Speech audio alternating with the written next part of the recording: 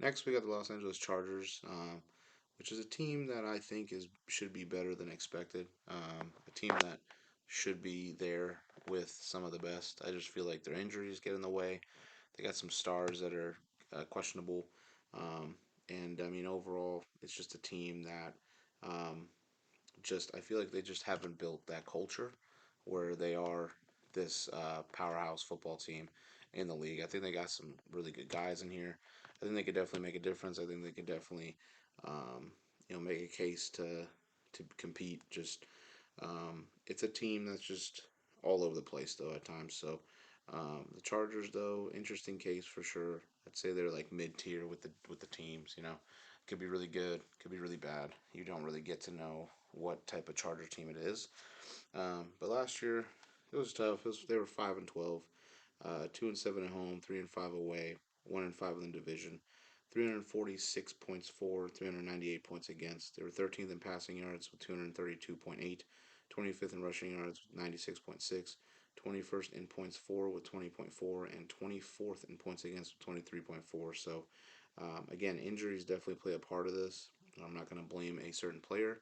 It's just injuries, and it sucks. It happens to the best franchises. So, overall, this is a Chargers team that I'm excited to talk about the roster and what they got going on. This Chargers depth chart. We start with the offensive line.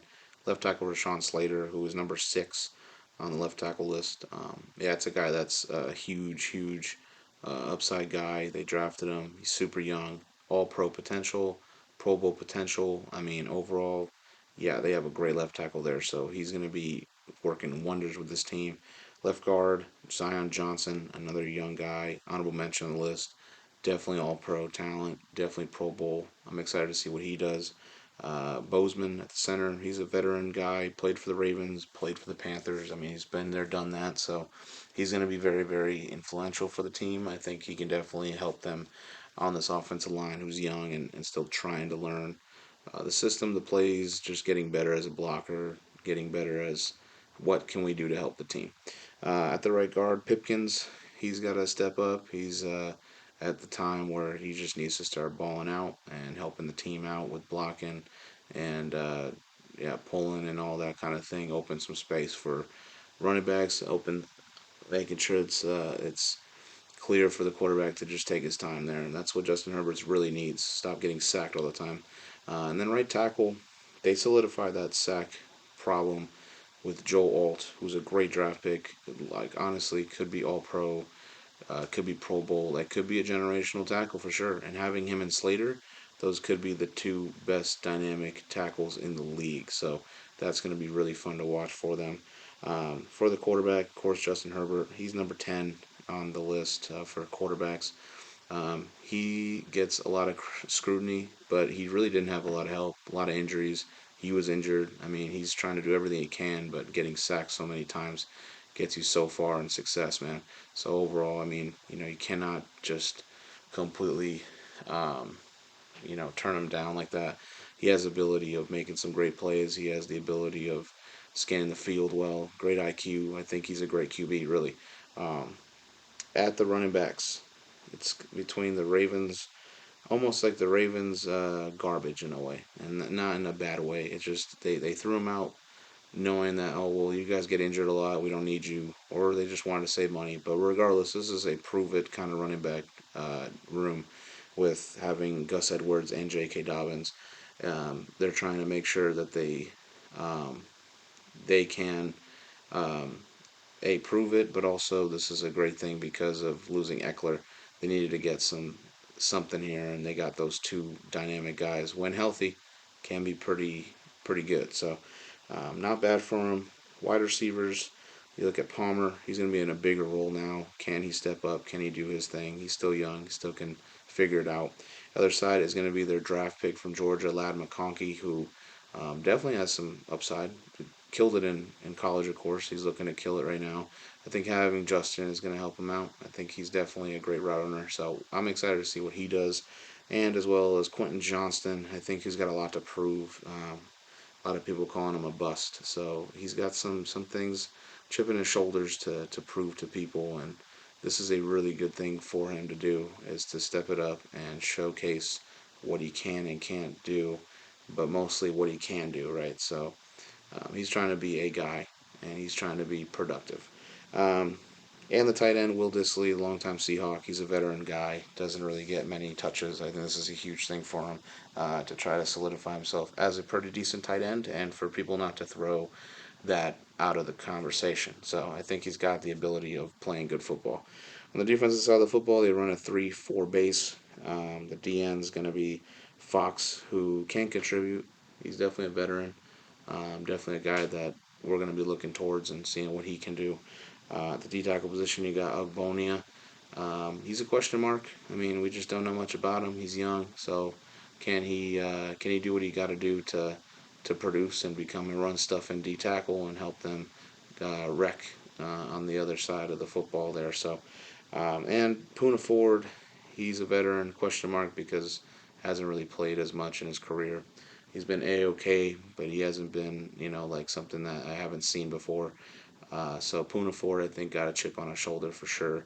The D line looks a little rocky. On the linebackers, or Joey Bosa, honorable mention on the list. He just gets injured a lot, man. Another injury. It's sad to say, but he's got so much talent for injuries.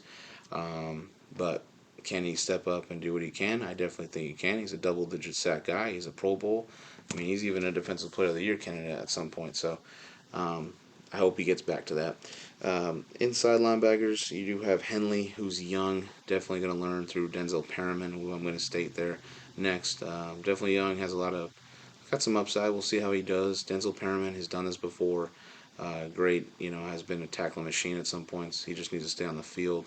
I think he's a bigger role though now, so this is really nice for him. Maybe he can go back to the Raider days of his playing there. So veteran leadership that can help them out. At the other outside linebacker, you do have the number 7 outside linebacker in Khalil Mack, who exploded last year, went back to his old self, which is fantastic to see that. Definitely a guy that will be very impactful for the team. Him and Joey Bosa, when healthy, I think is a dynamic pass rush duo, and it's scary for other offensive lines, other offenses to figure that out. With the secondary, you do have Asante Samuel Jr., who is an honorable mention. Definitely fast. Definitely has upside. Will be better. He's getting young. He's young, so he'll get better with time. On the other side, Christian Fulton, he's got to step it up. This is a guy that was definitely recognized as a top corner coming out in the draft, so this is his time to shine. On the nickelback, you do have Taylor, who's got upside. He's young, definitely going to take a big role, and I believe Asante Samuel Jr., I think all of them working together, I think they can definitely develop good chemistry. See what happens there. With the safeties, you do have Alohi Gilman, who was an honorable mention on the free safety list. Yeah, I think he does a lot of things really well. Definitely plays with a chip on his shoulder.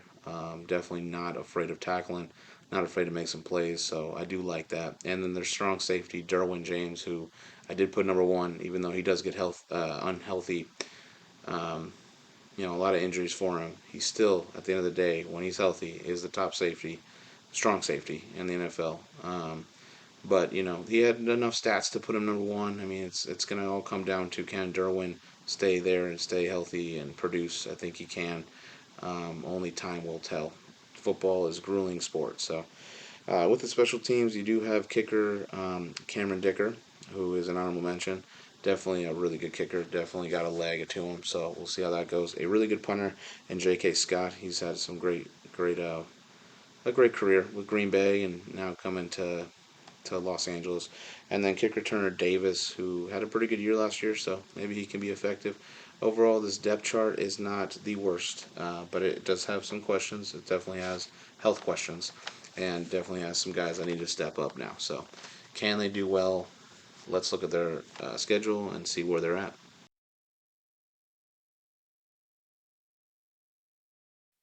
Okay, we're looking at the schedule for the Los Angeles Chargers.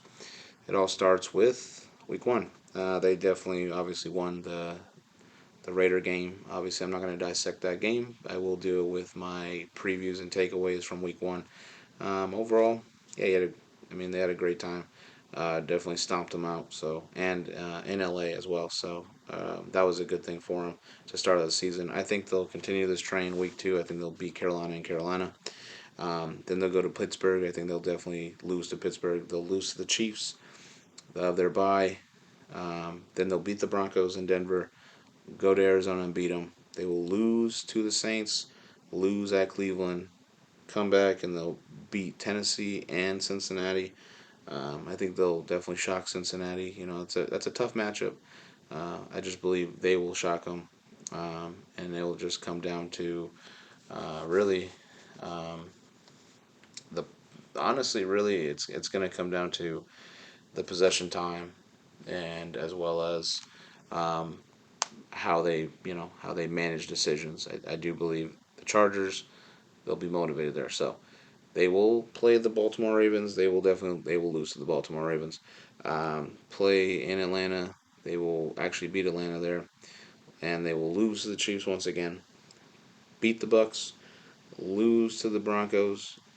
Beat the Pats, and then lose to the Raiders for the last week of the season. They are 9-8. They could go either way. They could be more losses, or it really could be more wins. So it really depends on the health and where they're at with this team and if they're clicking the chemistry. Overall, I mean, this is a team that can be pretty good, can compete for a wild card spot. Um, but they have the Chiefs. They're not going to win no division right now, and they have a lot of questions. So overall, 9-8, I think, is a perfect thing for them, especially with all their questions and concerns. This is a good thing, and I do want to see them compete more, and I want to see Justin Herbert in the playoffs again.